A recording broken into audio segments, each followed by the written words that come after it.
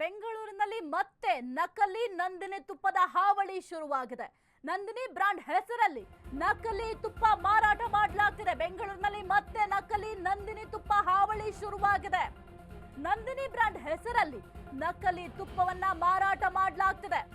ನಕಲಿ ತುಪ್ಪ ಸರಬರಾಜು ಮಾಡ್ತಿದ್ದ ಗ್ಯಾಂಗ್ ಅನ್ನ ಈಗ ಅರೆಸ್ಟ್ ಮಾಡಲಾಗಿದೆ. 1.26 ಕೋಟಿ ಮೌಲ್ಯದ ನಕಲಿ ತುಪ್ಪ ಸಿಸಿಬಿ ವಶಪಡಿಸಿಕೊಂಡಿದೆ.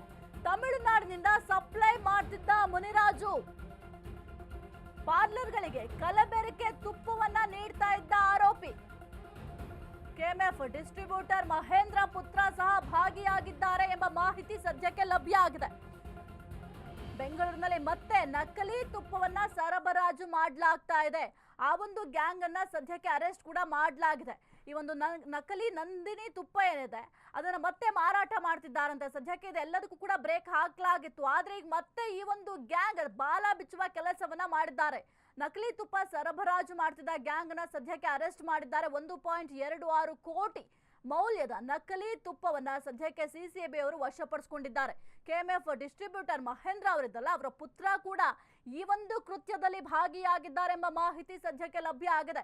ಸದ್ಯಕ್ಕೆ ಎಲ್ಲರನ್ನು ಕೂಡ ಅರೆಸ್ಟ್ ಮಾಡಲಾಗಿದೆ. ವಿಚಾರಣೆಯನ್ನ ಮಾಡ್ತಾರೆ. ಈ ಒಂದು ಗ್ಯಾಂಗ್ ನಲ್ಲಿ ಯಾರೆಲ್ಲ ಇದ್ರು, ಜೊತೆಗೆ ಯಾವಾಗಿನಿಂದ ಈ ಒಂದು ನಕಲಿ ತುಪ್ಪವನ್ನ ಮಾರಾಟ ಮಾಡ್ತಾ ಇದ್ರು, ಜೊತೆಗೆ ಬ್ರ್ಯಾಂಡ್ ಅನ್ನ ಯಾವ ರೀತಿ ನಕಲಿ ಮಾಡಿದ್ರು, ಅದೆಲ್ಲದರ ಬಗ್ಗೆಯೂ ಕೂಡ ಪೊಲೀಸರು ಎನ್ಕ್ವೈರಿಯನ್ನ ಮಾಡ್ತಿದ್ದಾರೆ. ಈ ಕುರಿತು ಹೆಚ್ಚಿನ ಮಾಹಿತಿ ನೀಡ್ತಾ ನಮ್ಮ ಪ್ರತಿನಿಧಿ ಅಭಿಷೇಕ್ ಜೈಶಂಕರ್, ಮತ್ತೆ ಈಗ ನಕಲಿ ತುಪ್ಪದ ಹಾವಳಿ ಶುರುವಾಗಿದೆ ನೋಡಿ. ಅದು ಕೂಡ ಕೆಎಂಎಫ್ ಡಿಸ್ಟ್ರಿಬ್ಯೂಟರ್ ಮಗನೇ ಈ ಒಂದು ಕೃತ್ಯದಲ್ಲಿ ಭಾಗಿಯಾಗಿದ್ದಾರೆ ಅಂತಂದ್ರೆ ಹೆಂಗೆ ಬೆಲೆಗೆ ಹೊಲ ಮೇದಂತ ಆಗಿದೆ ಈಗ ಈ ಪರಿಸ್ಥಿತಿ? ಖಂಡಿತ ಇದೆ. ದೇಶದಲ್ಲಿ ನಂದಿನಿ ತುಪ್ಪಗೆ ಬಹಳ ಡಿಮ್ಯಾಂಡ್ ಇರುವಂತಹ ಒಂದು ಕಾರಣದಿಂದಾಗಿ ಆ ಡಿಮ್ಯಾಂಡ್ ನ ಅನ್ವಯ ಈತ ನಕಲಿ ತುಪ್ಪಗಳನ್ನು ಮಾಡುವಂತಹ ಮುಖಾಂತರ ಬೆಂಗಳೂರಿಗೆ ಒಂದು ನಕಲಿ ತುಪ್ಪವನ್ನ ಹಂಚುವಂತಹ ಒಂದು ಕೆಲಸಗಳನ್ನು ಕೂಡ ಮಾಡ್ತಾ ಇರುವಂತದ್ದು. ಅಲ್ಲಿ ಡಿಸ್ಟ್ರಿಬ್ಯೂಟರ್ ಆಗಿರಬಹುದು, ಮತ್ತೆ ಇಲ್ಲಿ ಸಪ್ಲೈ ಮಾಡುವಂತಹ ವ್ಯಕ್ತಿಗಳಾಗಿರಬಹುದು, ಅವರೆಲ್ಲರನ್ನು ಕೂಡ ಈಗ ಅರೆಸ್ಟ್ ಅನ್ನು ಮಾಡಲಾಗಿದೆ.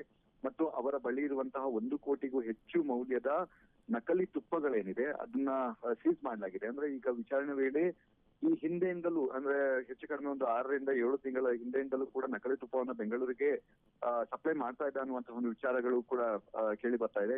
ಹಾಗಾದ್ರೆ ಇಲ್ಲಿ ಕೆಲವು ಭಾಗದಲ್ಲಿ ಇರುವಂತಹ ತುಪ್ಪಗಳೆಲ್ಲವೂ ಕೂಡ ನಕಲಿ ಆಗಿದೆ. ಅಂದ್ರೆ ಜನರು ನಕಲಿ ನಂದಿನಿ ಅಂತ ಹೇಳಿ ನಕಲಿ ತುಪ್ಪವನ್ನ ಸೇವನೆಯನ್ನ ಮಾಡಿರೋದು ಈಗ ಬೆಳಕಿಗೆ ಬಂದಿದೆ. ಈಗ ಸದ್ಯ ಇಮಿಡಿಯೇಟ್ ಆಗಿ ಈ ಒಂದು ತುಪ್ಪವನ್ನ ಅನಧಿಕೃತವಾಗಿ ಮಾರಾಟ ಮಾಡ್ತಿದ್ದಂತಹ ಜಾಲಕ್ಕೆ ಒಂದು ಕಂಡು ಹಿಡಿದು ತಮಿಳುನಾಡಿನಲ್ಲಿಯೂ ಕೂಡ ಈ ರೀತಿಯಾದಂತಹ ಒಂದು ಕೃತ್ಯವನ್ನು ಎಸಗಿದ್ದಾರೆ ಅಂತ ಅನ್ನೋದು ಬೇಸಿಕ್ ಇನ್ವೆಸ್ಟಿಗೇಷನ್ ಗೊತ್ತಾಗ್ತಾ ಇರುವಂತದ್ದು.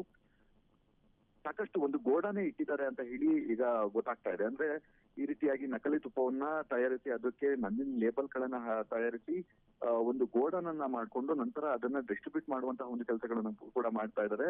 ಬೆಂಗಳೂರು ಅಲ್ಲದೆ ಹೊರ ರಾಜ್ಯ ಅಂದ್ರೆ ಕರ್ನಾಟಕ ಹೊರತುಪಡಿಸಿ ಬೇರೆ ರಾಜ್ಯದಲ್ಲೂ ಕೂಡ ಇದೇ ರೀತಿಯಾದಂತಹ ನಕಲಿ ತುಪ್ಪವನ್ನ ಸರಬರಾಜು ಮಾಡ್ತಾ ಇದ್ರು ಅಂತ ಹೇಳಿ ಈಗ ಗೊತ್ತಾಗ್ತಾ ಇರುವಂತದ್ದು. ಹೀಗಾಗಿ ಇಂತಹ ಒಂದು ಜಾಲಕ್ಕೆ ಸಿಸಿಬಿ ಅಧಿಕಾರಿಗಳು ದಾಳಿಯನ್ನು ನಡೆಸಿದಂತಹ ಸಂದರ್ಭದಲ್ಲಿ ಅಲ್ಲಿ ರೆಡ್ ಹ್ಯಾಂಡ್ ಆಗಿ ಸಿಕ್ಕಿಬಿದ್ದಿದ್ರು. ಮತ್ತು ಈ ಹಿಂದೆ ಅಂದ್ರೆ ಈಗ ಸಿಕ್ಕಿರೋದೇ 1.5 ಕೋಟಿಯಷ್ಟು ಮೌಲ್ಯದ ನಕಲಿ ತುಪ್ಪ.